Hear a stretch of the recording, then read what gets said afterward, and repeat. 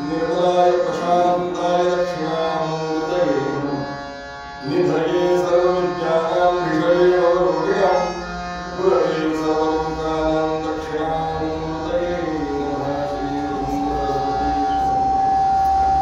वक्रतुण्डं कुर्मे देवं सर्वकार्येषु सर्वदा। एकदा आपण गजर करूया। कुंडलीकवरदा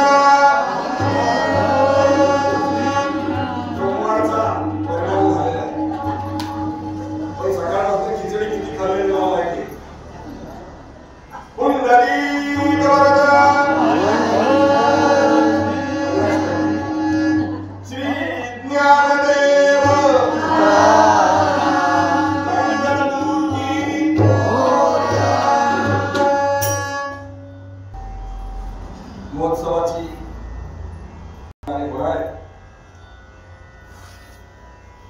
पण या सप्ताहाची सांगता जरी असली तरी हे कीर्तन कायमच आपल्या अंतःकरणामध्ये रुजवायचं आहे। जी एकूण पूर्वरंगख्यान या दृष्टीने 7 दिवसांमध्ये जी चर्चा झाली त्याचं सगळ्याचं सार आज सांगायचं ठरवलं आहे। निरूपण करायची गरज तुझे नाम गाऊ आता तुझ्या रंगी नाचू था था था था म्हणजे तै तै। नृत्याचे अनेक प्रकार आहेत ते असं असं करत दाखवतात ते आपल्याला येत नाही पण ते नृत्य अपेक्षित नाही। तुझ्या रंगी नाचू था था म्हणजे त्याला काय म्हणतात वारकऱ्यांच्या भाषेत पावली ती शिकावी लागते खास। चुकीची पावलं पडली तर काल्याच्या कीर्तनात देवाला सुद्धा काठीचा प्रसाद मिळतो। तुझ्या रंगी नाचू था था तुझी नामाचा विश्वास। पहिल्याच ओळीत महाराजांनी इतका विश्वास दाखवलाय नामाचा की तुझं नाम घेणाऱ्याला पुन्हा गर्भवास नाही। आणि आपल्या माहिती करता सांगतो जे काही आपल्याला येताना श्वास मिळालेले असतात त्याची कुठेतरी मोजणी चालू असते। आलं संपत आलं संपत आलं संपत आलं पण हा जो यमधर्माकडे हिशोब ठेवला जातो त्यातून कीर्तनाचा भजनाचा नामस्मरणाचा वेळ कट होतो। मंगलमूर्ती म्हणून तरी निदान आपण जिथे कुठे महोत्सव चालू असेल जिथे कुठे कीर्तन नामस्मरण ब्रह्मचैतन्य महाराजांच्या कुठल्याही केंद्रामध्ये आपण गेलो तर नामस्मरण अखंड चालू असते। ते घ्यावं करावं। तुझी नामाचा विश्वास आम्हा कैचा गर्भवास। याचा अर्थ महाराजांना गर्भवासाबद्दल टिटकारा आहे असं नाही का। एका अभंगात खास मागताय तुका म्हणे गर्भवासी सुखे घालावे आम्हाला। त्यामुळे टिटकारा नाही। गर्भवासाला जरी घातलंस तरी तो मोठ्या आनंदाचाच ठरेल तुझ्या नामस्मरणात। पण तुझ्या नामी विसर पडे तरी कोटी हत्या। आणि शेवटच्या चरणात असं हे नाम फुकटचं याला कुठल्याही प्रकारचा वेळ नाही खर्च नाही। भगवत प्राप्तीची दुसरी कुठलीही साधनं आपण वापरली तर त्यात काही ना काहीतरी व्यय आहे। तीर्थयात्रा खर्चिक काम, कीर्तन खर्चिक काम, प्रवचन खर्चिक काम, पोथ्या पुराण खर्चिक काम। तुम्ही म्हणाल नामस्मरणाला वेळ द्यावा लागत नाही। आजच्या काळात वेळ किती किमती आहे द्यावा लागत नाही। संतांनी सोय करून ठेवले अहो येता जाता उठत बसता कार्य करिता सदा देता घेता मदत मदता ग्रास घेता। म्हणून सकाळी उठल्यापासून भूमीला स्पर्श करण्याच्या अगोदरपासून आमची श्लोकांची जी लाईन सुरू होते ती रात्री अंतरावर अंग आडवं करेपर्यंत चालू राहते। ज्या भूमीवरती मी आता माझा काय 24 तास भार ठेवणार आहे त्या भूमीला पहिल्यांदा नमस्कार आहे। ज्या हाताने काम करायचं आहे तिकडे बघून कराग्रे वसते लक्ष्मी म्हणायचं आहे पण कोण म्हणतो। सकाळी उठल्याबरोबर रात्री उशिरापर्यंत बघितलेला मोबाईल अर्धा राहिलेला असतो। अगदी झोप येऊन नाकावर पडला म्हणून ठेवला। म्हणजे मोबाईल अस्तित्वात आल्यापासून नाकाची हाडं मोडल्याचं बरंच प्रकरण मागेल आहे. पंढरीनाथ तसं वजन असतो ना, बघता बघता बघता कधी टाळीवर पडतो कळत.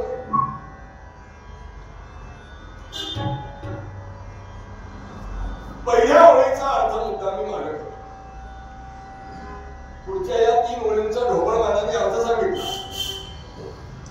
पहिली ओळ काय? तुझे नाम गाऊ आता. या आता शब्दाने तुकोबारायाला नेमकं काय सुचवायचंय, काय सांगायचंय? आता या शब्दाच्या ठिकाणी दुसरा एखादा शब्द चालला नसता का हो? पिता, माता, भ्राता, काका. तुकोबाराय ते त्याला सुचला नाही किंवा लक्षात आलं नाही असं म्हणता येणार नाही. जे 5000 अभंग लिहितात गाथ्यामध्ये, ज्यांच्या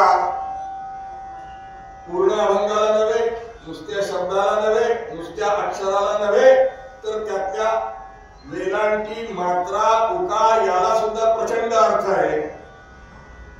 असे शब्दप्रभू असणारे, शब्द भांडार त्यांच्याकडे असे तुकोबाराय आता हा शब्द मनात आला म्हणून लिहिला असं नाही केलं. त्या आता शब्दावर आज आपल्याला निरूपण करायचं. आता म्हणजे काय?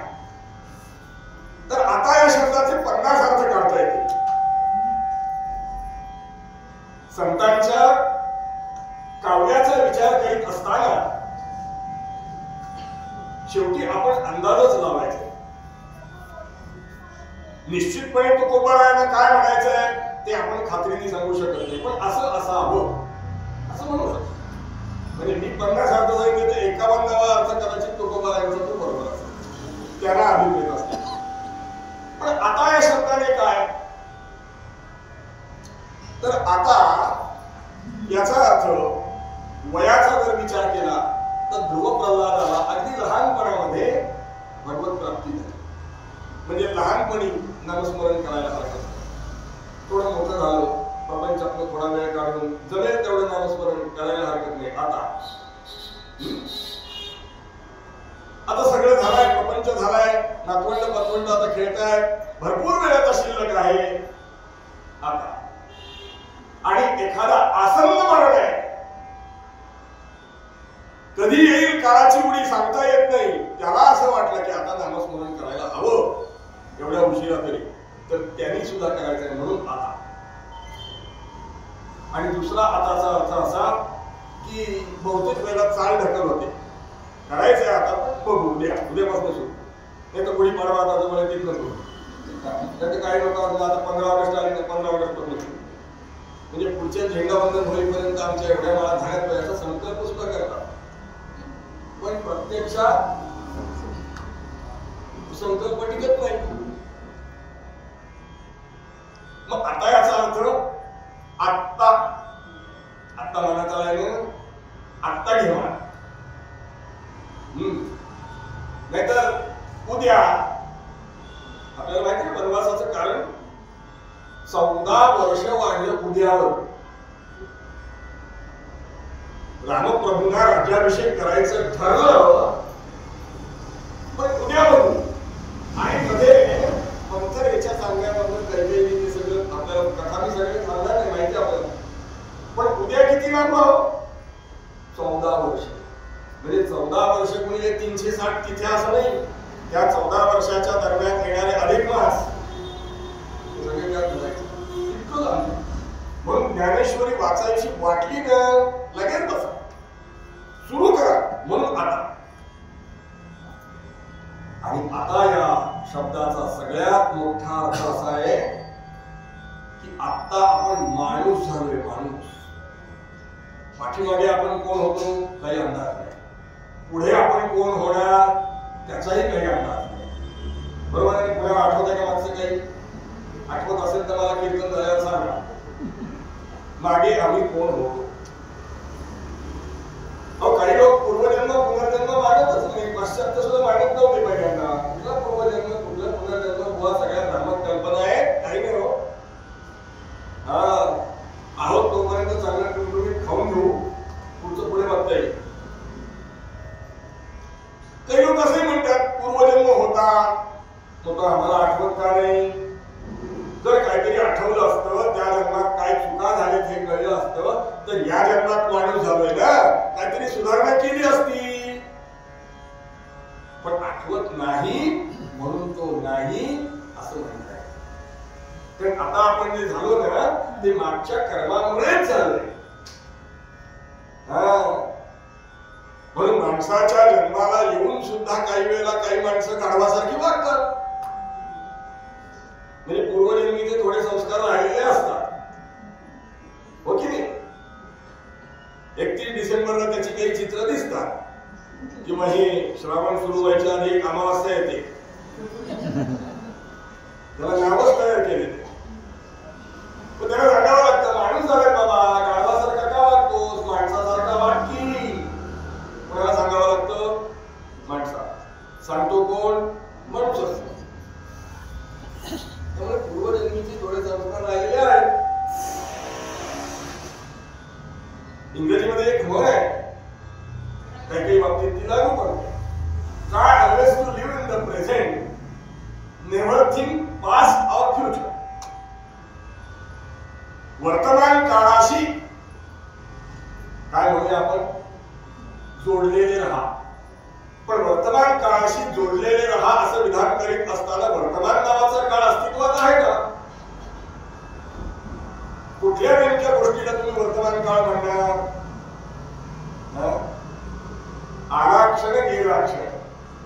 जो गेला क्षण तो वर्तमानात नाही धरता येत, तो कशात? भूतकाळात. पुढे येणारा क्षण भविष्य काळ. म्हणजे अगदी थोडे थोडे थोडे लहान लहान भाग केले तर तास, तासाची मिनिट, मिनिटाचे सेकंद. आता नवीन शास्त्रज्ञान ह्याच्याप्रमाणे संगणकीय जे आपण म्हणतो त्या सेकंदाचे सुद्धा 1000 भाग होतात म्हणे. म्हणजे एका सेकंदाचे जर 1000 भाग होत असतील तर वर्तमान नावाचा काळ अस्तित्वात आहे का? नाही. म्हणून ती क्रिया इतकी जलद व्हायला हवी, इतकी जलद व्हायला हवी की तो निघून गेलेला क्षण भूतकाळात. म्हणून तुझे नाम गाऊ आता लगेच तू.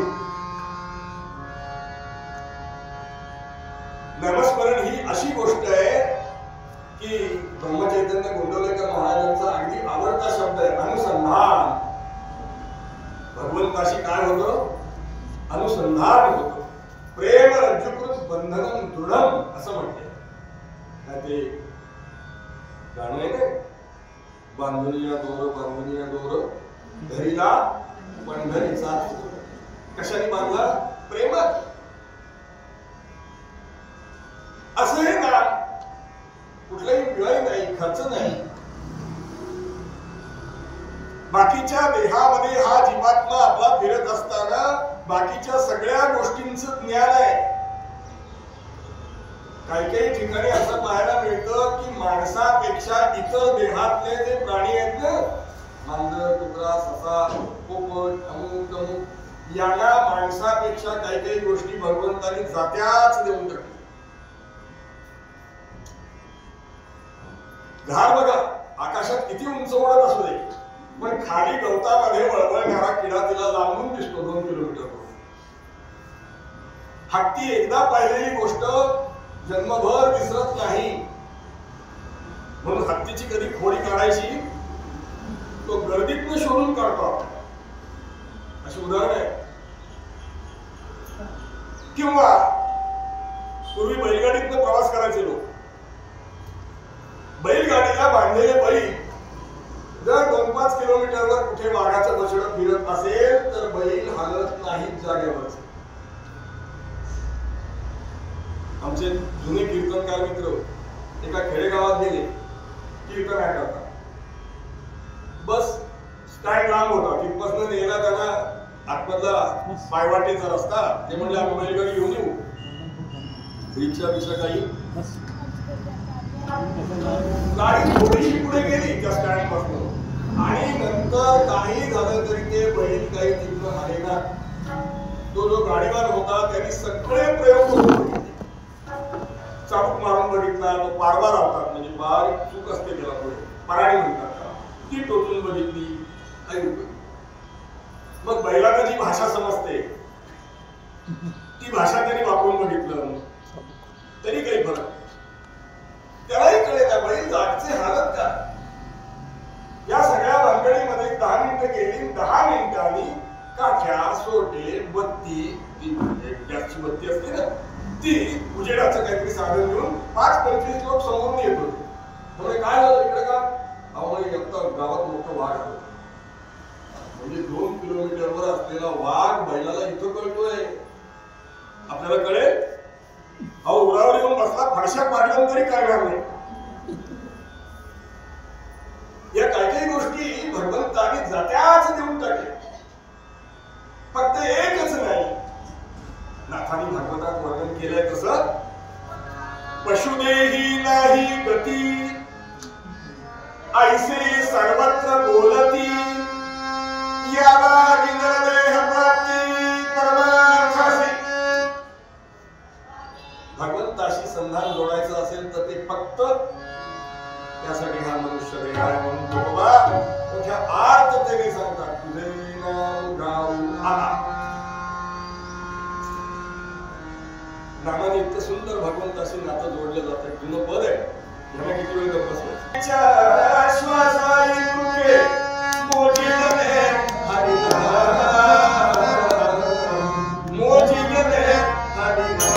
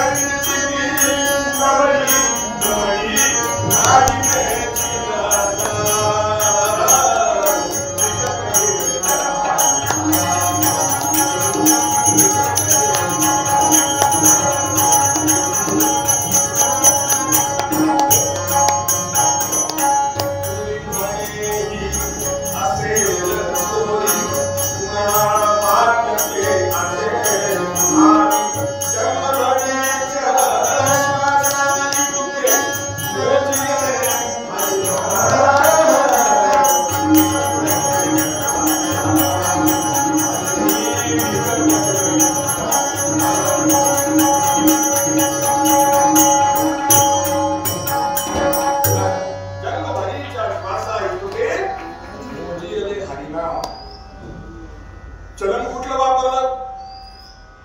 एखादी गोष्ट दुसऱ्याची वापरायची आणि एखादी गोष्ट स्वतःची विकत घेऊन वापरायची. फरक आहे की नाही? गावाला जायचंय तर त्या भाड्याने गाड्या मिळतात, काय 10,000 रुपये दिले तर 2 दिवस तिथे नेऊन आणतो. पण स्वतःच्या गाडीतनं जाण्या विकत घेतलाय आम्ही.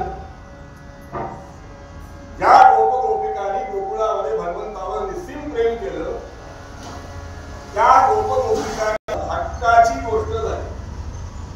तर चलन कुठलं वापरलं? कोणाला तरी वाटलं चोरी केली असेल, म्हणजे चोरी नाही, कुणी म्हणे ही असेल चोरी, चोरी नाही, कॅश दिली म्हणे. मग कुठली कॅश दिली? जन्मभरीच्या श्वासा इतुके मोजिले हरिनाम. आणि त्याला बाईनी विकत घेतला.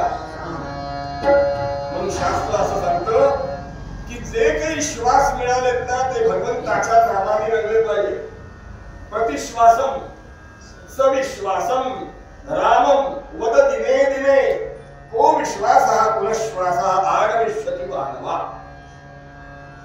अर्थ त्याचा असा आहे, जो घेतलाय श्वास तो खात्रीचा आहे. पुढचा श्वास घ्यायला आपण राहू का नाही सांगता येत.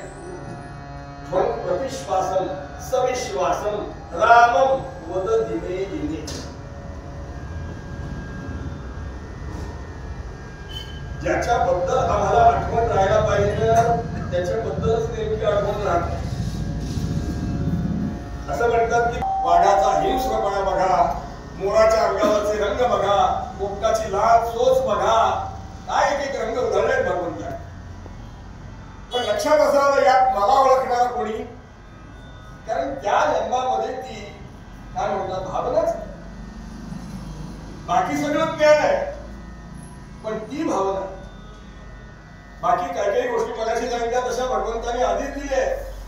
अहो जपानमध्ये ज्या वेळेला त्सुनामीची लाट आली त्या त्याच्या 2 दिवस आधी दावणीला नसलेली सगळी ढोरं निघून गेलेली होती पुढे. तिथे मुक्कामाला असणारे पशु पक्षी हे तिथून आधीच निघून गेलेले होते आणि लाट ओसरल्यानंतर मग ते परत आले. मग जपानी लोकांनी असं संशोधन सुरू केलं की अशी कोणती व्यवस्था या पशुपक्ष्यांमध्ये आहे की त्यांना हे सगळं आधी कळलं 2 दिवस आणि जे आम्हाला कळलं. गुजरातमध्ये झालेल्या भूकंपामध्ये एका बाईने 2 कुत्री बाळगलेली होती. त्या वेळची गोष्ट सांगतो. आणि भूकंप व्हायच्या काही क्षण आधी एक 10 मिनिटं अगोदर म्हणूया आपण वेळेच्या गणिता करता कुत्री घरात सैरा वैरा पाळायला. बाईला कळलं ना कुत्री अशी का करतात. ती कुत्री काय ऐकेल. शेवटी तिने रागाने फ्लॅटचा दरवाजा उघडला. जाऊ दे एकदा बाहेर. कुत्री आपण स्वतः फक्त बाहेर गेली नाही, मालकिणीला तिचे कपडे धरून तूही आमच्या बरोबर चल. म्हणजे संकटात आपलं रक्षण कसं करावं, आपल्या बरोबर आपल्या मालकाचं रक्षण कसं करावं तिच्या लक्षात आलं. हे प्राणी काहीतरी आपल्याला आज धोक्याची सूचना देत आहे. तिने काय केलं, बिल्डिंग मध्ये जी धोक्याची घंटा होती ती वाजवली. लोकांना सगळ्या सूचना मिळाल्यावर भरा भरा भरा भरा सगळे खाली आले. सगळे खाली आले. 5च मिनिटात ती बिल्डिंग त्यांच्या समोर कोसळली. भूकंप होणार हे कुठल्याही भूगर्भशास्त्रज्ञाला आधी कळलं नाही. नंतर सतत महिनाभर बोलत होते किती रिश्टरचे धक्के बसतात. पण कुत्र्याला कळलं. कुत्री कुठल्या कॉलेजला गेले, डिग्री, भूगर्भशास्त्रज्ञ म्हणून पदवी, पण निसर्गाने जात्याच. माणसाला पोहायला स्विमिंग प्लॅन मध्ये शिकावं लागतं.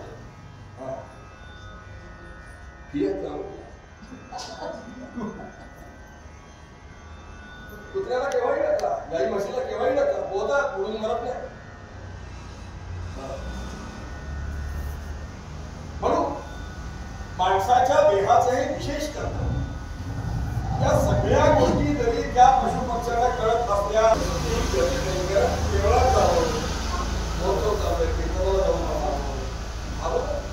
जन्माला यावं, खावं, त्यावं ना, याशिवाय दुसरी भानगड खास मनुष्य देहा.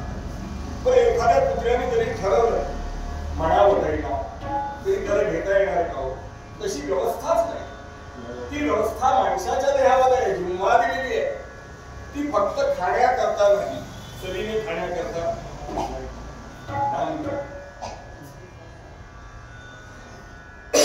असंही नाम घ्यावं. बाकीच्या सगळ्या गोष्टी आमच्या चालू असतात. आचार्याने श्लोक लिहिला. आचार्य म्हणतात, पूज्यपाद श्रीमंत आपल्या शंकराचार्य, देह स्त्री पुत्र मित्र नुचर हयवशास्तोष हेतु अमित्तम सर्वे स्वायु नयन्ति पठित बल भीमांस मीमांस इह ते जीवन्ति यवंसि पदवोनि सौभाग्य भाग्यास्तं प्राणाधीशं अंतरतमं नैव मीमांस यन्ति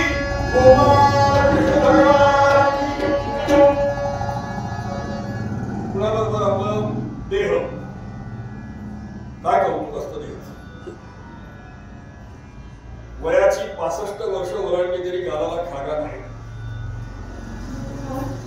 तो कौतुक करतो स्वतःच्या देहाचं. मुलगा कौतुक करतो, काय बाबा मुलगा म्हणतात, वा. देहस्त्री म्हणजे पत्नी. मला 5 ला चहा लागतो सकाळी, आणून ठेवलाच. परत एकदा 10 लागतो, आणून ठेवलाच. बायको स्वयंपाक काय करते आमची, म्हणजे मी नाही म्हणते असं. भजी काय कुरकुरीत, काय श्रीखंड उत्तम. अरे खातोच कोणामुळे, खाल्लेला पचताय कोणामुळे, ते घरात येताय कोणामुळे. ती कौतुक करते, नवराच कौतुक करत असं ती कौतुक. म्हटलं बुवा आमचे हे इस्त्रीचे कपडे घालून जर पाटावर बसले तर कृष्णासारखे दिसतात. म्हटलं नीट लावायचे नाही तर कृष्ण कुठे, तुझं गाणं खाणारा कुठे.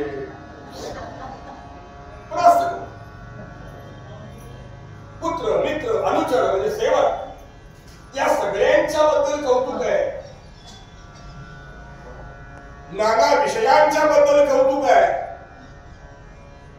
काही ना मॉर्निंग वॉकचं कौतुक, काही ना इव्हिनिंग वॉकचं कौतुक, काही ना त्या जिमचं कौतुक. त्याच्यामध्ये ती मोठी मोठी पेय असतात ठेवलेली महागाईची. नाना विषयांचं कौतुक. पण आचार्य म्हणतात आतमध्ये हे मांसाचं कौतुक करतोय, वरच्या मांसाचं कौतुक करतोय.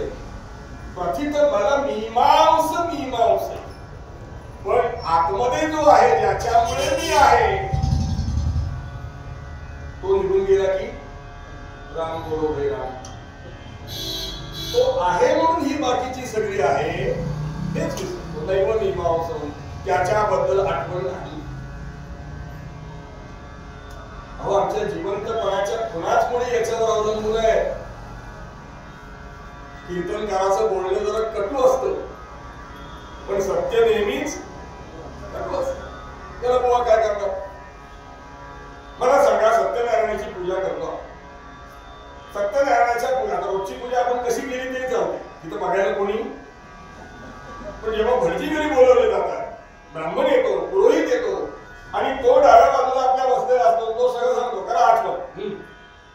आठवणाची सवय पाहिजे रोज.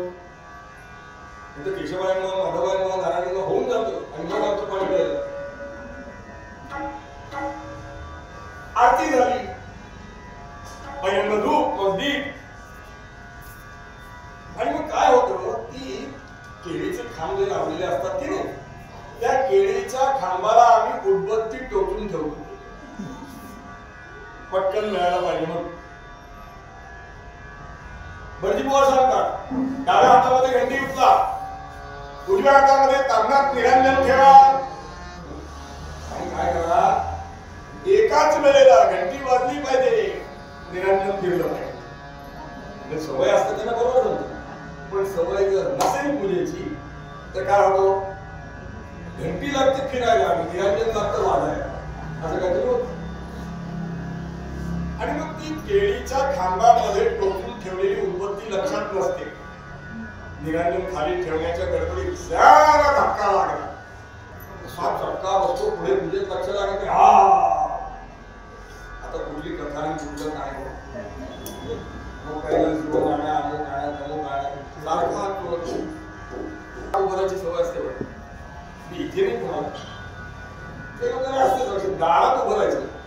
काय करायचं, गाभाऱ्यात जायचं, उदबत्ती घ्यायची पेटवून आणि हळूहळू त्याच्या हाताला घेऊन लावायचं. परत कधी दारात उभा राहायचा पण अहो एकूण शरीराच्या मानाने उदबत्तीचं टोक ते केवढंसं, पण ते उदबत्तीचं टोक त्याचा चटका जाणवतो का आतमध्ये आत्माराम आहे म्हणून. आणि तो एकदा निघून गेल्यानंतर हेच शरीर 10 मन लाकडावर ठेवून पेटवतात, जरा तरी तो चाचू करतो का? एवढी चोख बाजूने आग भडकलेली असते पण त्याला काही सुद्धा होत नाही. ज्याला उदबत्तीचा झटका लागतो त्याला एवढ्या आधीच काही वाटत नाही का आम्हाला बोलवणारा, चालवणारा, हलवणारा जो कोणी होता तो गेला. त्यामुळे तो तसा स्वस्थ पडून असतो. आणि तो जर उठून बसला तर तिथे त्याला नेलेले लोक राहतील का? मला सांगायचं आहे की जिवंतपणाच्या या खुणाच मुळे याच्यावर आली आणि म्हणून कृतज्ञतेने त्याचं नाम घ्या. तुझे नाम गाऊ आता याचा अर्थ या मनुष्य देहाचे विशेष कर्तव्य. किती बोलावं तेवढं थोडं आहे. आमचे आद्य शंकराचार्य म्हणजे काही वेळेला काय होतं तुम्हाला सांगतो की फक्त माणूस नाना प्रकारच्या व्यसनांमध्ये अडकलाय म्हणून नामस्मरणाकडे दुर्लक्ष. ठीक आहे, माणूस नाना प्रकारच्या विषय सेवनामध्ये अडकलाय म्हणून नामाकडे दुर्लक्ष. नाना प्रकारच्या प्रपंचातल्या अडचणी आहेत म्हणून नामाकडे दुर्लक्ष. एक बार मान्य करूया, पण काही वेळेला चांगली गोष्ट जरी असली ना तरी त्या चांगल्या गोष्टीने सुद्धा नामाकडे दुर्लक्ष होतं. याकरता खास आचार्यांनी पुंडलिका नावाचं स्तोत्र लिहिलं. त्याचं नाव काय? चरपत पंढरी. त्याच्या पाठीवरची भूमिका थोडीशी सांगतो. काय झालं? आचार्याला आचार्य पदावर बसवल्यानंतर ती संपूर्ण जी भारताची यात्रा केली, विजयी यात्रा केली, ती विजयी यात्रा करीत करीत करीत महाराज सर्व तीर्थांचं हृदय असलेली अशी जी काशी, त्या काशी क्षेत्री आचार्य आले. आणि एका घाटावरून चाललेले असताना, काशीला आपण गेला तर अनेक घाट, तिथे होऊन गेलेले राजे रजवाडे, आमच्या लक्ष्मीबाईंनी तिथं घाट बांधलेला आहे. इंदिरा गांधी घाट सुद्धा आहे.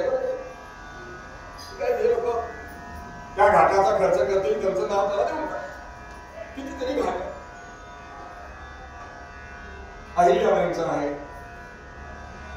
एका घाटावर पूज्यपाद श्रीमद आद्य शंकराचार्य चालले, स्नानाला असतील म्हणा, आंघोळी करून आलेले असतील म्हणा, आणि असं त्याला दिसलं की एक जराजर्जर झालेला गृहस्थ, इतका जराजर्जर झालेला की ज्याची मान सुद्धा अशी लुकलुक हलते म्हणून एका हाताने धरून ठेवलं त्यांनी.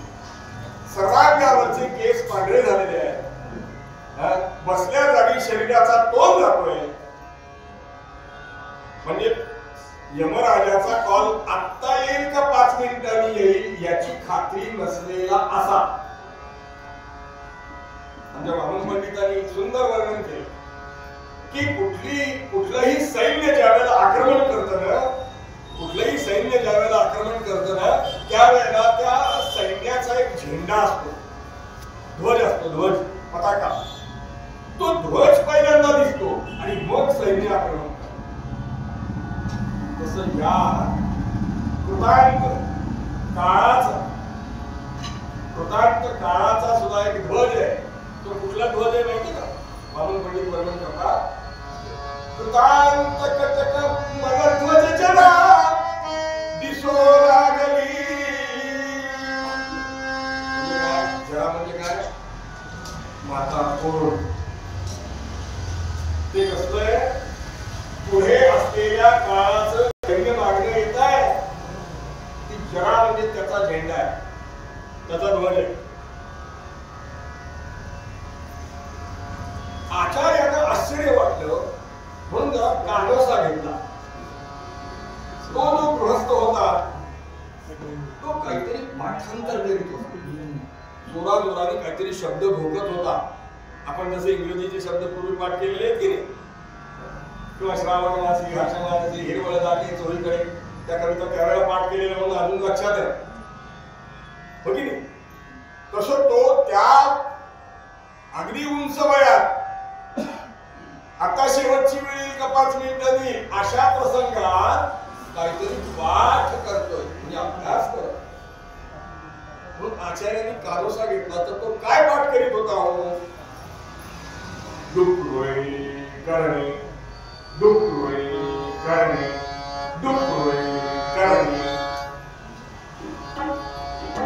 संस्कृतचं जे व्याकरण आहे पाणिनींनी लिहिलेलं, आणि त्याचा धातुपाठ नावाचा खास एक ग्रंथ आहे. त्यांनी 10 गण्यामध्ये सगळी क्रियापद बसवलेली. आता या करणेमधला मुख्य तो ज्याला म्हणतात, इंग्रजीमध्ये काय म्हणतात, वर्ब, क्रियापदाचा मूळ धातू. मग एकदा तो धातू कळला की त्याची वेगवेगळी रूपं करता येतात. करणे, केल्यावर, करता, करू. तसं तो डुकरोळी हा शब्द करणे असं पाठ करतो. डुकरोळी करणे. योगायोगाने बघा, इंग्रजीचा सुद्धा बघा आपण, डू करणे, डू करणे, डू डू म्हणजे करणे. तसं संस्कृत मध्ये अर्थात नुसतं योगायोग जरा मला कुठला सहसंबंध जोडायचा नाही. डुकरोळी करणे, डुकरोळी करणे पाठ करतो.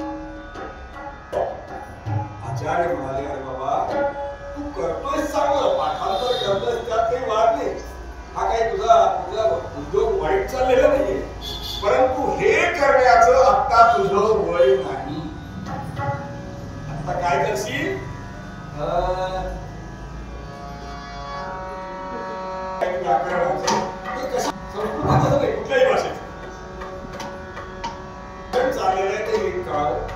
आपल्याला नीट बोलताय, लोक बोलतायत चांगलं ते आपल्याला कळावं, एवढाच त्या व्याकरणाचा उपयोग.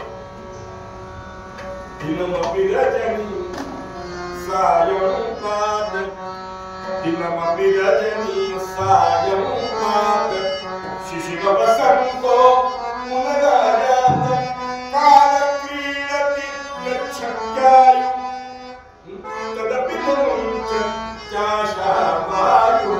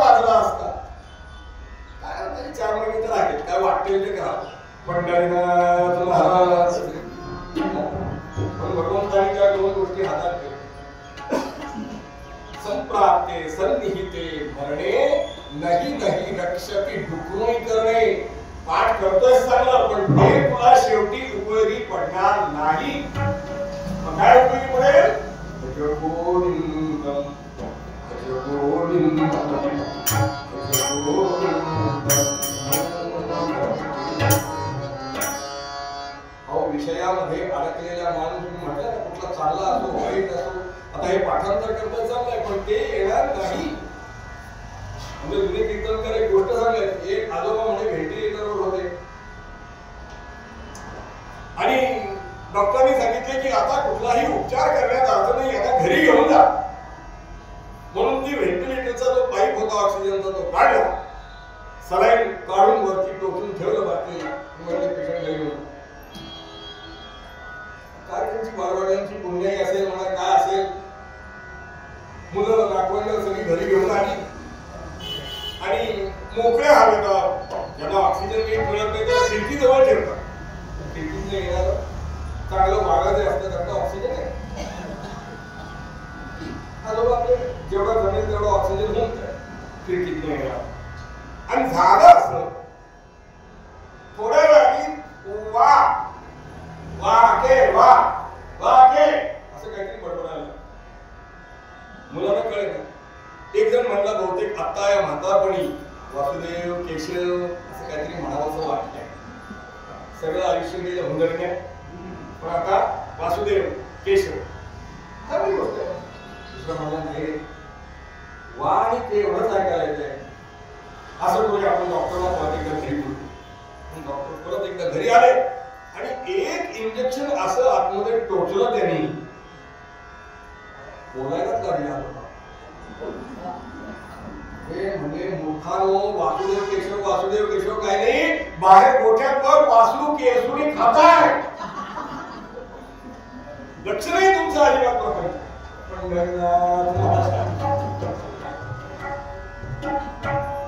अत्यवस्थ माणूस झालाय तरी विषयाच्या ठिकाणी असलेली वासनावर एकच दृष्टांत सांगतो.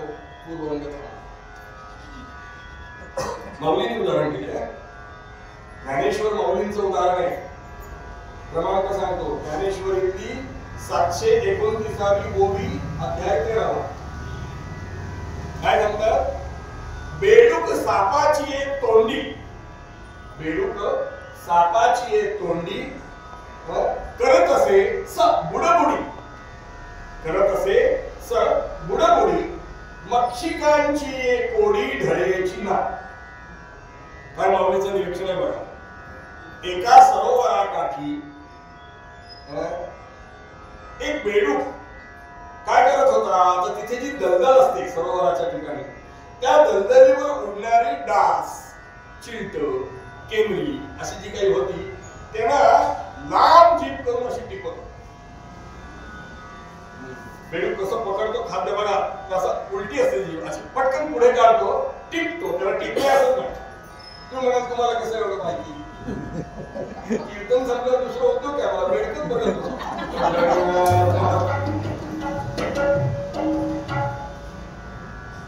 प्रत्येक प्राण्याची भक्ष पकडण्याची, आता मांजर जर उंदीर पकडत असेल ना, एक निरीक्षण करा.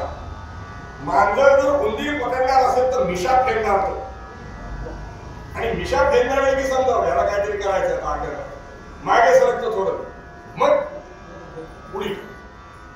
तसं तो बेडू ती चिलट टिकतोय, डास टिकतोय, माशा टिकतोय, आणि झालं असं तिकडून एक नागराज आहे. आता हे जसं तो माशी खात होता तसं बेडूके त्याचं खाद्य मागून आला, बरोबर त्याला एकदा पकडलं की सोडत नाही, किती ओरडू देतो. आतमध्ये आतमध्ये आतमध्ये ओढायला लागला. अर्धा बेडूक आतमध्ये गेलाय. बेडूक सापाची एक तोंडी करत असे बुडबुडी. बुडबुडी म्हणजे ते चिलट पकडताना असं इथे फुगा येतो, त्याचे बेडकाच्या इथे फुगा येतो खाली, आणि तो फुगा आला की त्याला ते जीभ पलीकडे टाकते आणि असा आवाज करतो. माऊलींनी कसं बघितलंय बघा की अर्धा अधिक सापाच्या आतमध्ये गेलाय तोंडात, तरी तो बेडू त्या सापाकडनं सुटका करून घेण्याचा विचार करत नाही. असं वाटतंय आता जायचं ते, पण जाता जाता एक माशी खाऊन जाऊ. उदाहरण माऊलीने बेडकाचं दिलं, तर आपलं काय वेगळं आहे? आपलं काय वेगळं आहे? म्हणून जागृत करण्याकरता फोन करून देत आहे. आता याचा अर्थ आता कुठलाही विचार करू नको, नामस्मरण करायला सुरुवात पूर्वरंग थांबवतो. मूळ पद्यामध्ये देश कर्तव्य सांगताना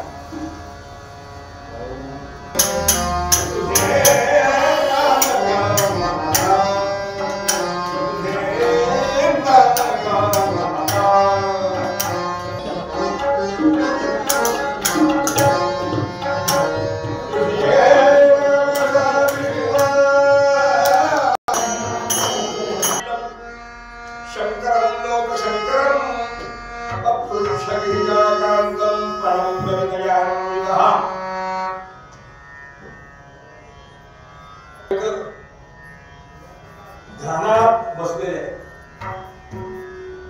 आज श्रावणी सोमवार आहे, त्यामुळे भगवान शंकरांचं सांगितलं मला फार फक्त दाखवलं, त्याचं परत बोलवूनच येईल. अहो श्रावणी सोमवार दाखवा, कुठली कथा लावली तुम्ही असं.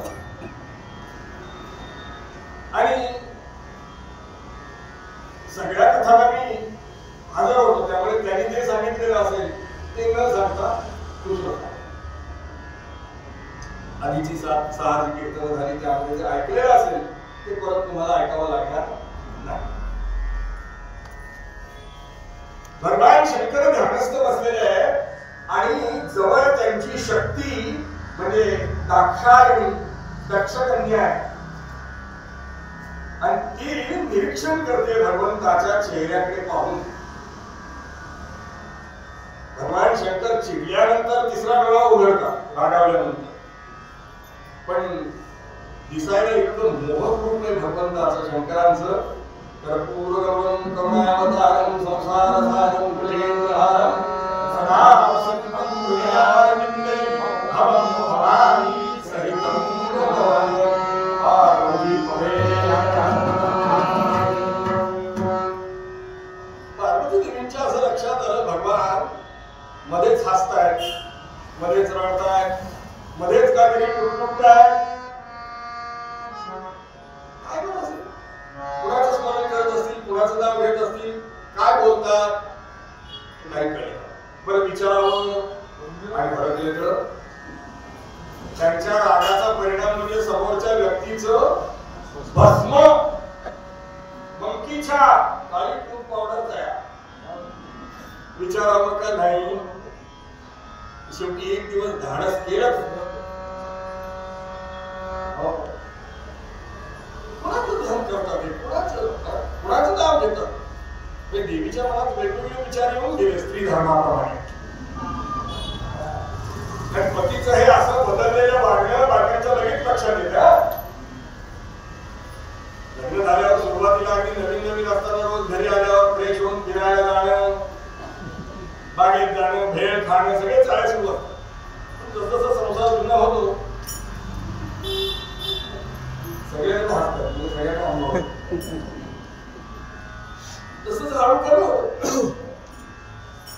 आणि मग बरोबर घ्यायचं राहिलं ना एकटाच पावडर वगैरे लावून सेंटचा फवारा मारून कुठे जातोय ते न सांगता बाहेर पडला संशयास कारण. आता भगवंताच्या बद्दल असा काही संशय घेण्याचं कारण नव्हतं, पण दक्षकने राहून राहून वाटते कुणाचं स्मरण करतात, कुणाचं ध्यान करतात.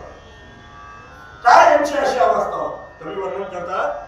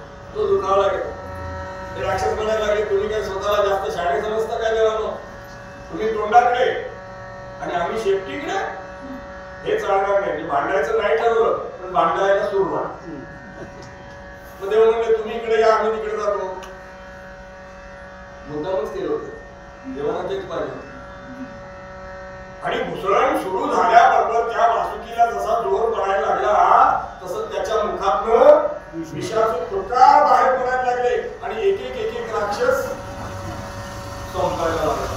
तो पश्चाताप आता काय उपयोगे मागून घेतलं. ती घुसळण सुरू झाली. किती वर्ष ती घुसळण सुरू होती आणि एका बाजून एक 14 रत्न त्यातनं आली.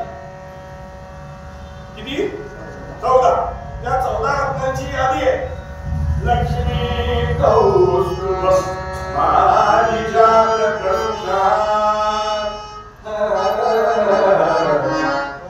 हनुमंतकी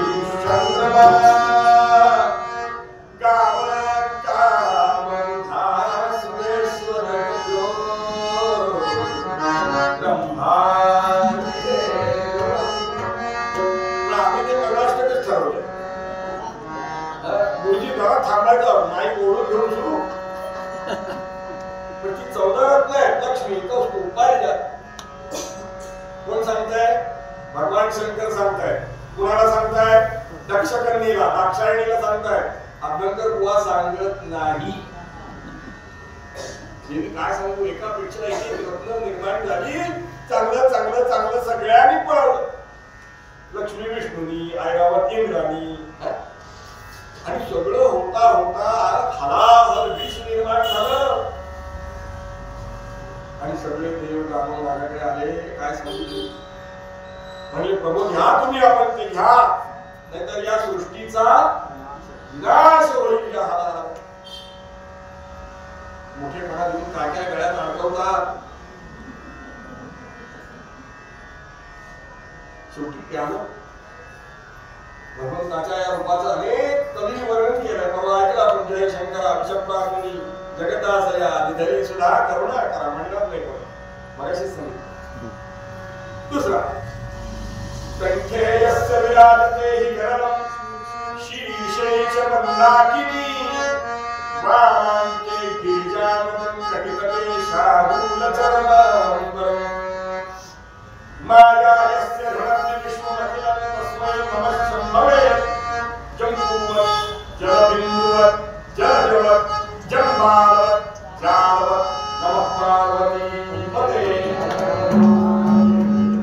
भगवान कसे? जम्बूवत् जलबिंदुवत् जलजवत् जम्बालवत् जाल. अर्थात सगळ्याचा अर्थ सांगत प्रत्येक कथा अजून पुढे इथेच ना. शेवटी प्यालो मी ते मी माझ्या आत्म शक्तीवर आत्मबळावर ते मी खाली उतरू दिलं नाही. पण कंठाचा दाह होऊ लागला.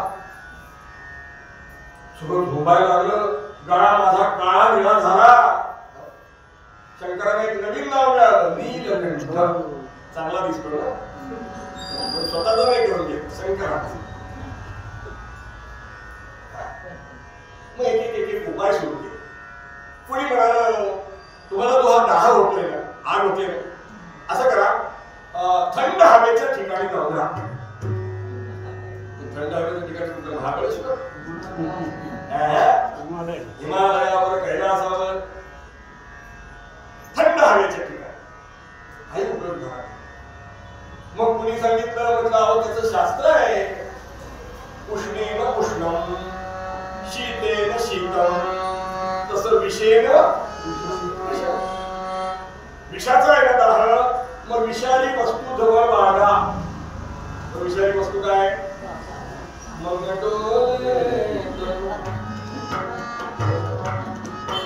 साप गळ्यात अडकवले, सर्प थंड लगा. अर्थात शंकरांनी केलेला उपाय आपण करून बघायचा, फक्त ऐकायचं. नाही तर हिवाळ्यात जसं मोकळं गुंडाळतात तसं उन्हाळ्यामध्ये सर्प आग चालू.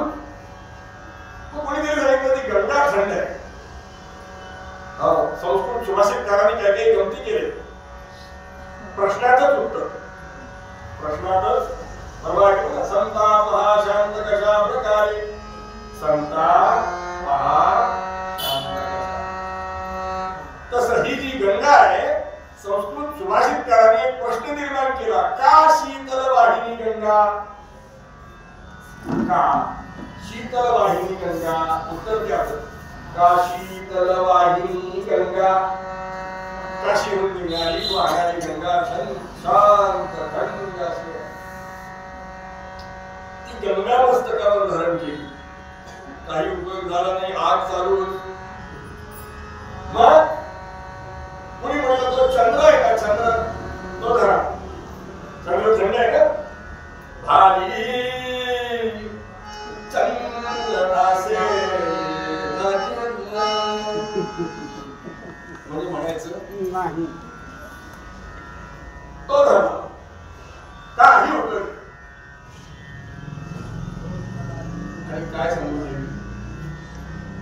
की आग इतकी वाढत गेली शेवटी एका नाममंत्राने माझं काम झालं. एका नाममंत्राने मला आराम मिळाला. देवी ऐकतायत मन लावून, दक्षकन्या ऐकते, शंकर सांगतायत. कुठला मंत्र?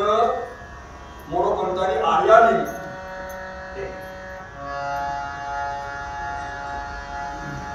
मोरोपंतांनी आर्या लिहिली. आहे मंत्र पुष्कर कार्य करावे सुमंत्र ते राहो. कवलं बघा कसं आहे. आहेत मंत्र पुष्कळ. पुष्कळ मंत्र आहे का? साप उतरवण्याचा मंत्र, विंचू उतरवण्याचा मंत्र, भूत लागल्याचा मंत्र, गाय हलवलं तर त्याचा मंत्र, अनेक मंत्र. पुष्कळ मंत्र आहे, कुठला मंत्र वाईट नाही. मोरोपंत म्हणतात आहेत मंत्र पुष्कळ. काय करायचं? काय करावे? आहेत सुमंत्र ते राहो. पण मंत्रात मंत्र उत्तम, मंत्रात मंत्र उत्तम, श्रीवासोनिजात वर्ण तेरा हो. पहिल्या ओळीत पण तेरा हो, दुसऱ्या ओळीत पण तेरा हो, पण योग्य ठिकाणी तोडल्याशिवाय अर्थ लागणार नाही. आहेत मंत्र पुष्कळ, काय करावे सुमंत्र ते राहो. तेला तोडून ते राहो. आणि दुसऱ्या ओळीमध्ये मंत्रात मंत्र उत्तम, श्रीवासोनिजात वर्ण तेरा हो. असा कुठला मंत्र आहे? मगाशी म्हटलं आपण श्रीराम जय राम जय जय राम. त्या मंत्राने माझं काम झालं. मी तेच नामस्मरण करीत असतो. पण मग तुम्ही रडता का मध्येच? माझ्या प्रभूच्या जीवनातले चांगले चांगले प्रसंग आले. लहानपणी प्रभूला ती दासी जी आहे ती घास भरवते. लहान मुलाला घास भरवायचं सुद्धा एक टेक्निक असतं बरं का. तो मऊ असा गुरगुट्या राईस म्हणतात त्याला, गुरगुट्या भात है ना. असा त्याच्यात काय काय घालतात? तूप, मीठ आणि लाल तांदळाचा भात असतो बघा. आमच्याकडे कोकणात मिळतो लाल तांदूळ. तो लहान मुलाच्या तब्येतीला चांगलं. त्याला गुरगुट्या भात, लेपटोर भात असं म्हणतात. ते तिकडं चांदणी बघ, चिमणी बघ, एक घास मामाचा, एक घास मावशी, तर सगळी मायाचीच असतात सगळी. काकूचा काकांचा वगैरे काही नाही. काऊचा ठीक आहे असं दाखवत बनवावं लागतं. माता भगिनी नाही जमतं. पोशाखाला बनवायची मिळाली तर ते स्वतः दाग करतात. ती दासी दाखवते आकाशातला चंद्र बघ, घे घास. आणि प्रभू हट्ट करतायत तो आकाशातला चंद्र माझ्या हातात दिला तर देवी. असा हट्ट करणारे माझे प्रभू. तो प्रसंग आठवला की देवी मला हसायला. आणि राज्याभिषेक ठरलाय. उद्या प्रभू सिंहासनावर बसणार आहे. पण सावत्र मातेने मध्ये अडचण निर्माण केली आणि 14 वर्ष वनवासाला जावं लागलं. हा प्रसंग समोर आला म्हणजे माझ्या डोळ्यातून पण त्या प्रभू श्रीरामचंद्रांच्या नावाने मला आराम मिळाला. आता मला कुठलाही त्रास होत नाही. गोव्याचे कृष्णम भट्ट बांदेकर नावाचे कवी. काय नाव आहे? कृष्णम भट्ट बांदेकर. त्यांनी सुंदर पद लिहिलं. आणि आमच्या अभिषेकी भावाने त्याला साथ दिली. शिवाचा आराम रे, शिवाचा आराम रे, शिवाचा आराम रे, शिवाचा आराम रे, भक्त पूर्ण रे, शिवाचा आराम रे, भक्त पूर्ण रे, मुक्त योगीचे रे, मुक्त योगीचे रे, सयते निष्काम रे, विश्वाचा विश्राम रे, स्वामी महाराज, विश्वाचा विश्राम रे, स्वामी महाराज, विश्वाचा विश्राम रे,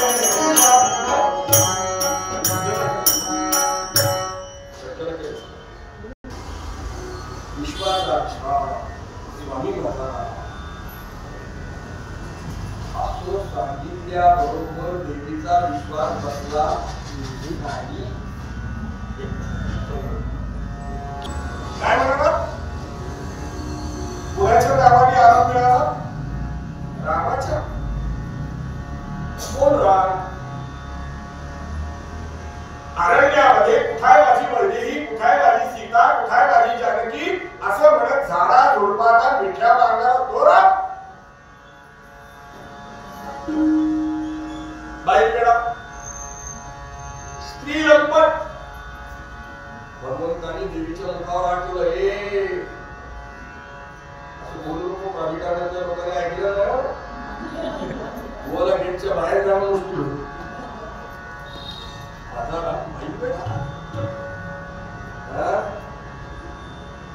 माझा रामाची योग्यता काय म्हणजे माहिती ना मला. अरे कोणी सांगेल झाडा झुडपाला मिठ्या मारतो. ऐकता हासली भवानी, ऐकता हासली भवानी, तो राम हिरी रानो राणी, सीता सीता म्हणोनी वृक्ष माझ्या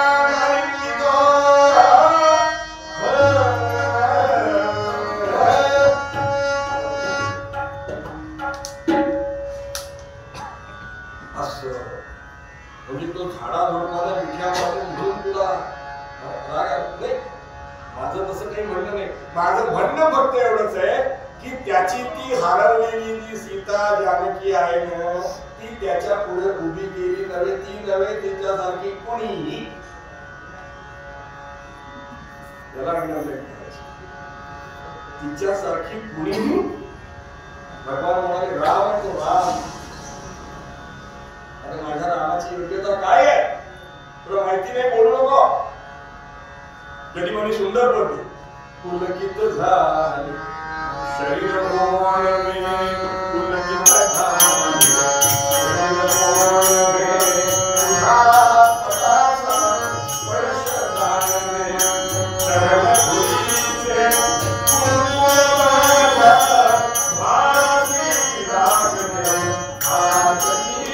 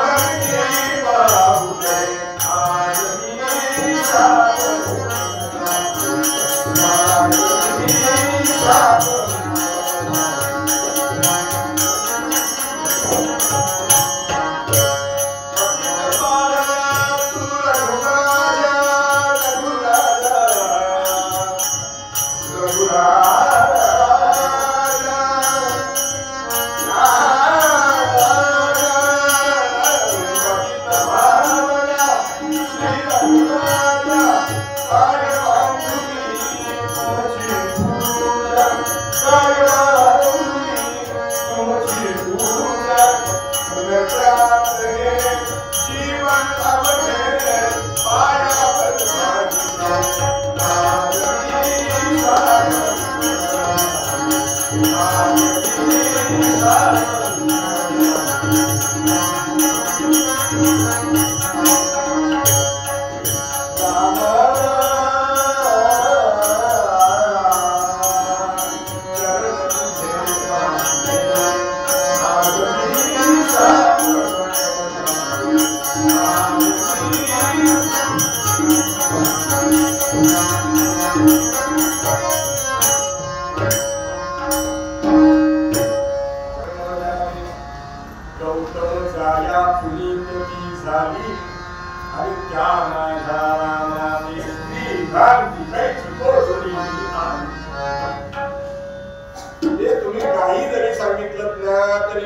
सांगितलं तेच बरोबर आहे.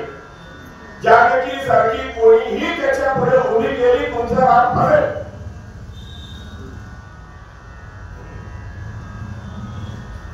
म्हणजे असं होणार नाही.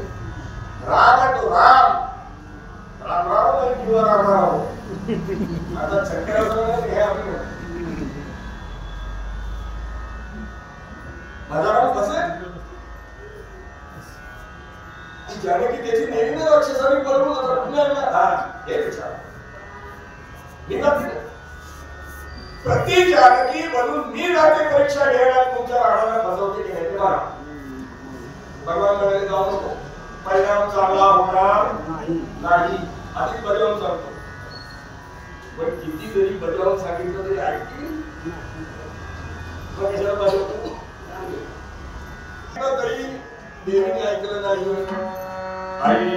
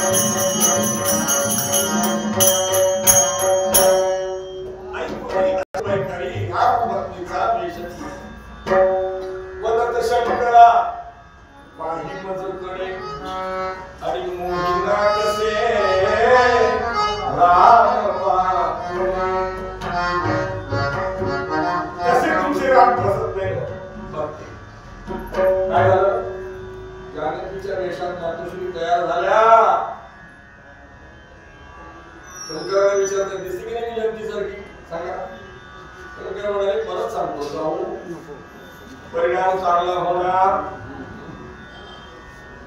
ऐकलं शेवटी ज्या ठिकाणाहून राम आणि लक्ष्मण चालले आणि खरोखरच समोरून पाहणाऱ्याला असंच वाटावं राम कसे चालले होते हो. समोरून बघणाऱ्याला ते वेडे आहेत असंच वाटावं असेच वागत होते. म्हणजे वेडे होते का. पण कुठेही बघत नव्हते. शून्य नजर. वेड्यांची नजर कशी असते मला कशी दाखवली. पण बघायचं आपल्याला तर येणाऱ्या सोया ते कुठे बघतील कुठे बसतील काय बोलतील विचारलेल्या प्रश्नाला काय उत्तर देतील सांगता येईल. कुठेतरी जुनं वाचलेलं आहे विनोद म्हणून.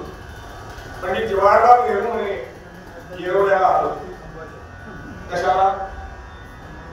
भारताचा पहिला पंतप्रधान म्हटल्यानंतर जशी शाण्या माणसांची जबाबदारी तशी वेड्यांची पण जबाबदारी त्यांचीच ना. त्यांची चौकशी करावी म्हणून कारागृहात गेले. तिथल्या अधिकाऱ्यांनी सांगितलं बघा तुम्ही वेडाचे वेगवेगळे नमुने कुठे आतमध्ये हात वगैरे घालू नका.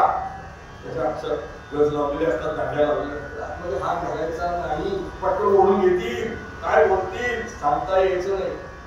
नेहरू म्हणाले ठीक आहे काय काळजी करू नका तुम्ही. अरे आणि एका वेळेसमोर उभे राहील त्याला विचारलं म्हणजे काय रे तुझं नाव काय.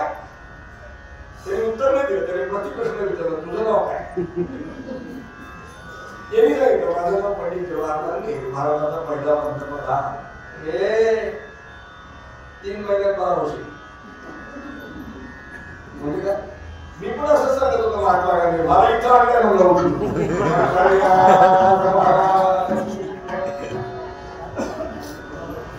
असं काहीतरी बोलू नको आतमध्ये टाकतात उठून म्हणतात. ते कुठे बघतील काय. राम जे असे शून्य नजर ठेवून होते. वर बघत नाही खाली बघत नाही इकडे बघत नाही तिकडे बघत नाही. म्हणजे राम वेडे होते का नाही. रामायणाखेरीज मंडळींनी त्याच्यावर असे असणारे आमचे चंपूकार नावाचे वेगवेगळे चंपूकार आहेत. भागवत चंपू आहे रामायण चंपू आहे. त्या रामायण चंपूकारांनी कारण सांगितलं राम जे असे शून्य नजर ठेवून होते ना त्याचं कारण म्हणाले आम्हाला माहिती. पण चंपूकारांचं काम काय असतं मूळ कथानकाला धोका नाही धक्का लावायचा नाही. पण त्यातल्या ज्या गोष्टी समजत नाही त्या सांगायच्या. अशा गोष्टी बऱ्याच असतात कीर्तनामध्ये सुद्धा की त्या बुवालाही माहिती नसतात, पण त्या आम्ही सांगत असतो. तसं रामायण वाचताना ज्या गोष्टी कळत नाहीत ना त्याच्यावर विशेष संशय करणारे असे ते चंपूकार. ते म्हणजे राम जे असे शून्य नजर ठेवून होय चालतायत ना, हे का चालतंय? खाली बघावं तर लाज वाटते, वर बघावं तर भीती वाटते. ही लाज आणि भीती कोणाची? चंपूकार वर्णन करतात की यंदात्री श्वश्रू धात्री श्वश्रू कुलपते अयन्ने दिनकरः प्रभूणां वंशेऽस्मिन् कचित् अपि न कान्तापहरणम् इति वाय भूय स्वमनसि क्रियासं परित्रयम् न चारो नो च ऊर्ध्वं न यतिमुखचन्द्रं रघुपतिः राजा रामचंद्र भगवान की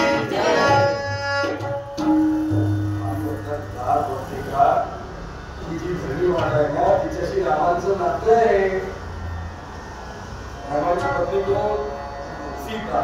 तिला काय म्हणतो आपण? भूमिकन्या. मग ती जर भूमिकन्या असेल तर ती जमीन झाली सासू.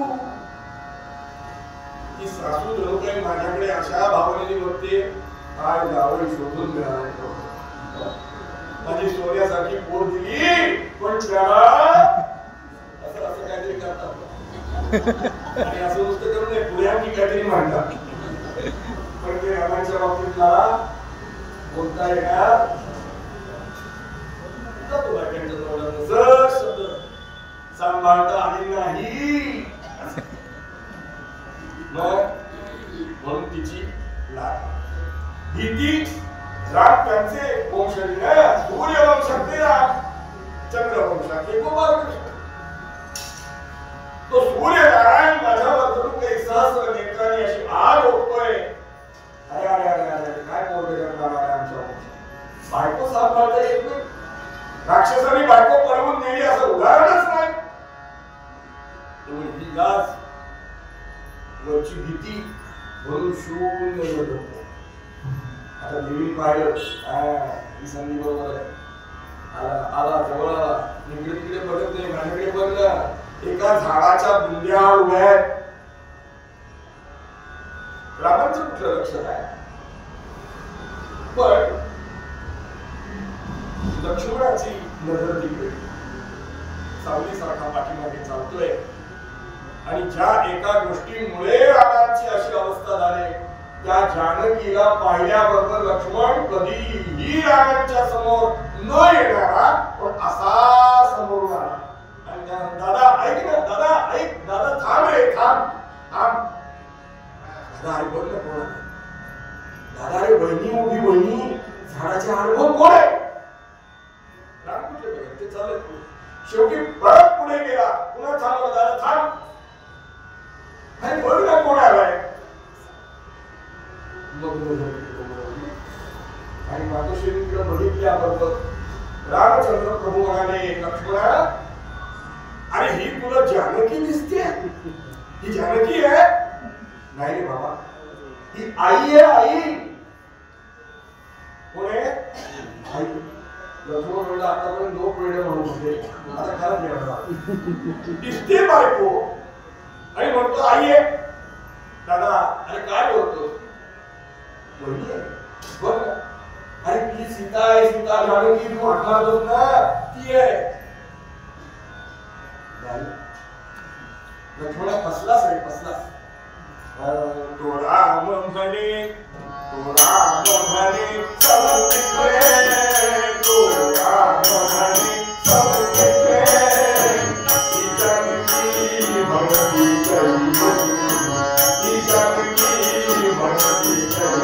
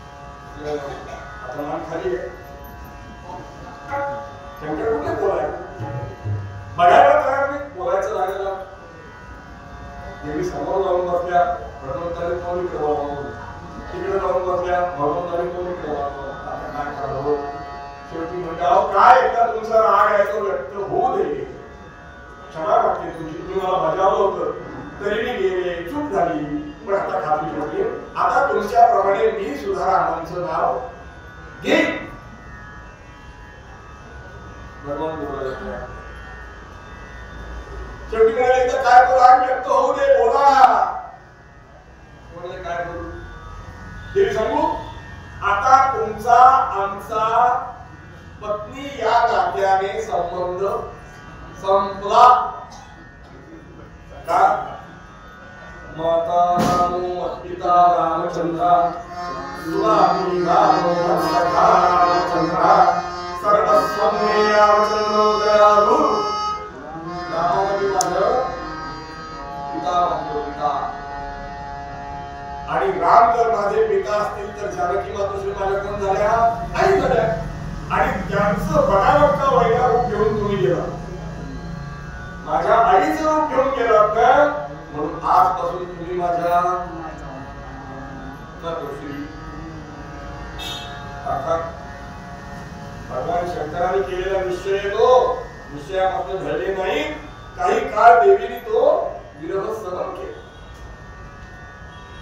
सगळं सांगत बसायला वेळ, पण शंका येते. काही लोक विचारतात त्या ठिकाणी 7-8 दिवस कीर्तन असतात, महिना कीर्तन असतात. ती शंका विचारली तेव्हा आम्ही का असं ऐकतो रामरक्षेच्या शेवटी किती श्री बुधकौशिक विरचितम. मग तुम्ही शंकराला कसं काय म्हणता माता राम पिता रामचंद्र बुधकौशिकाने म्हटलं पाहिजे?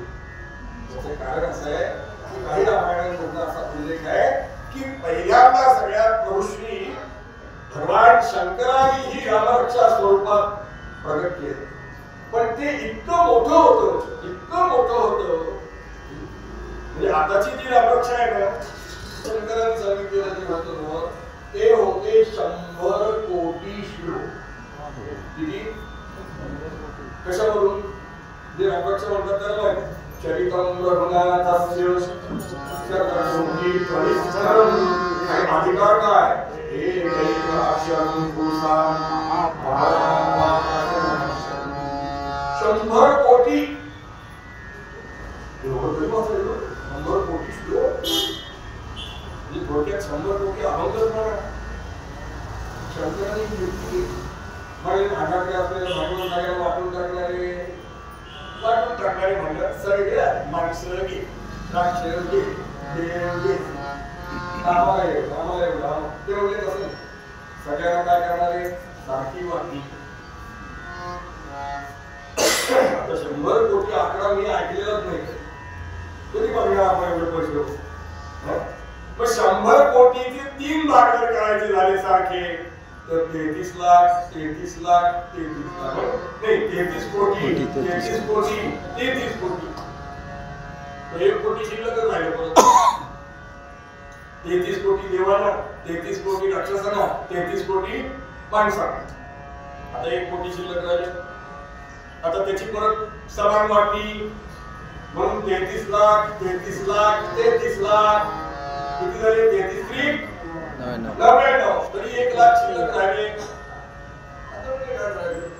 आता याची वाटणी कशी करायची? म्हणजे 33,000 33,000 33,000 किती झाले? 99,000 परत दिले. आता राहिले 1,000. तुम्ही जास्त होता का नाही? सगळं वाटून द्या. 333 333 333 999 गेले.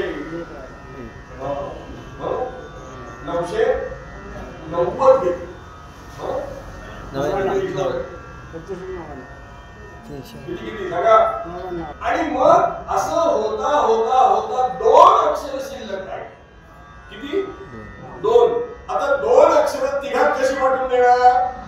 म्हणून शंकराने सांगितलं ही 2 अक्षर माझ्याकडे राहतील आणि तीच अक्षर म्हणजे राम. त्या राम शब्दाला महात्म्य, राम शब्दाला महात्म्य.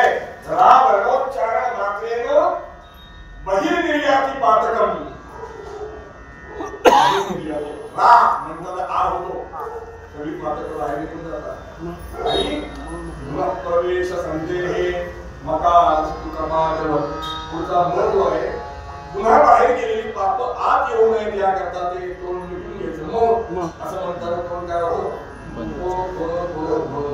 सगळे पोस्ट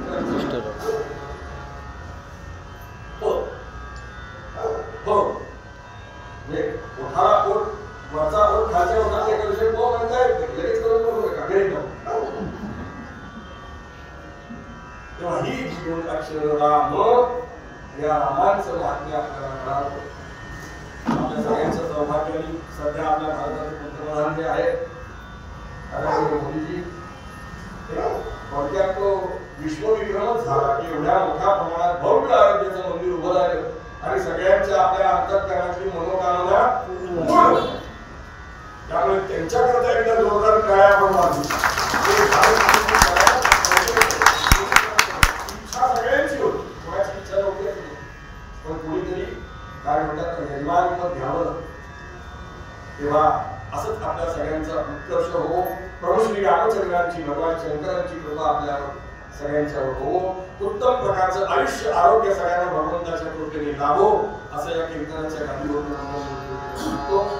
आणि मूळ पद्यामध्ये नानाचं महात्म्य सांगताना जे तुकोबानी शब्द वापरले त्याची थोडीशी भैरवी म्हणूया.